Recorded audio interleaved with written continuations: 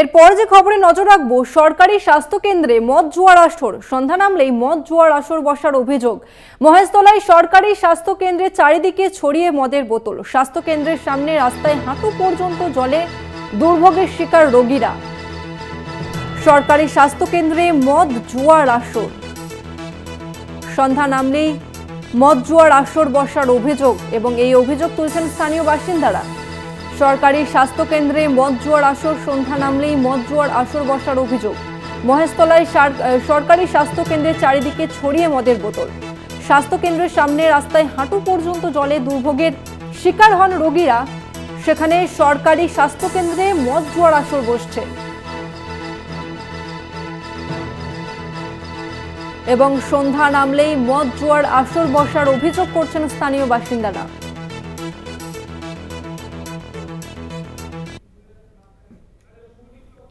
এই মুহূর্তে আমাদের সঙ্গে ফোন লাইনে রয়েছে প্রতিনিধি শুভ্রজিৎ চক্রবর্তী। শুভ্রজিৎ, সরকারি স্বাস্থ্য কেন্দ্রে মদ জুয়ার আসর, এই ঘটনা কি প্রশাসনের নজরে এসেছে? দেখো, একেবারে তোমায় জানিয়ে রাখবো, মহেশতলায় 24 নম্বর ওয়ার্ডের চককৃষ্ণনগর মন্ডলপাড়ায় সরকারি স্বাস্থ্য কেন্দ্রের এই ঘটনায় এমনই অভিযোগ করছেন স্থানীয় বাসিন্দারা। যেটা স্থানীয়দের অভিযোগ যে দীর্ঘদিন ধরেই কিন্তু এই ধরনের ঘটনা ঘটছে। সন্ধ্যা নামলেই একেবারে মদ এবং জুয়ার আসর বসছে এই স্বাস্থ্য কেন্দ্রতে। এর পাশাপাশি তোমায় জানিয়ে রাখবো, স্বাস্থ্য কেন্দ্রের সামনেই কিন্তু জল জমে রয়েছে। সেক্ষেত্রে একদিকে যেমন স্বাস্থ্য কেন্দ্রে যেতে অসুবিধা এবং অপরদিকে স্বাস্থ্য কেন্দ্রতে সন্ধ্যা নামলেই এই ধরনের অসামাজিক কাজকর্ম, মদ এবং জুয়ার আসর বসছে, এমনই কিন্তু অভিযোগ করছে স্থানীয়রা। এবং স্বাস্থ্যকর্মীরা, যে ওই স্বাস্থ্যকেন্দ্রে যারা কাজ করেন, আশাকর্মীরা, তারা যেটা জানাচ্ছেন যে তাদেরকে কিন্তু প্রত্যেকদিন এসে কাজের সময়, কাজ শুরুর আগে তাদেরকে কিন্তু মদের গ্লাস এবং মদের বোতল সমস্ত কিছু নিজের হাতে পরিষ্কার করতে হয়। সেক্ষেত্রে প্রশাসনকে জানিয়েও কিন্তু কোনোভাবেই কোনো সুরাহা হয়নি। মদ জুয়ার আসর দীর্ঘদিন ধরে বসছে।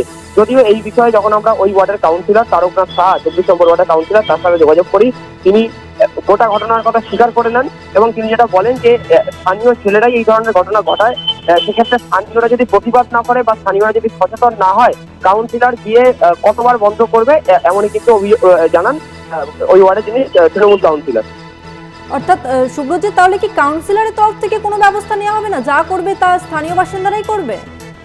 দেখো, একেবারে এই জায়গাটাই কিন্তু প্রশ্ন থেকে যাচ্ছে যে একে অপরের দিকে দায় ঠেলাঠেলি। একদিকে যেমন স্থানীয়রা অভিযোগ করছেন যে প্রশাসনকে জানিয়েও কোনো সুরাহা হয়নি, মাঝে সাঝে পুলিশ আছে, সেক্ষেত্রে কিন্তু দুদিন বন্ধ, একদিন বন্ধ, তারপর আবার কিন্তু একই পরিস্থিতি দেখতে পায় স্থানীয়রা। এবং অন্যদিকে কাউন্সিলর কিন্তু স্থানীয়দের ঘাড়ে দোষ ঠেলে দিচ্ছে, বল ঠেলে দিচ্ছে।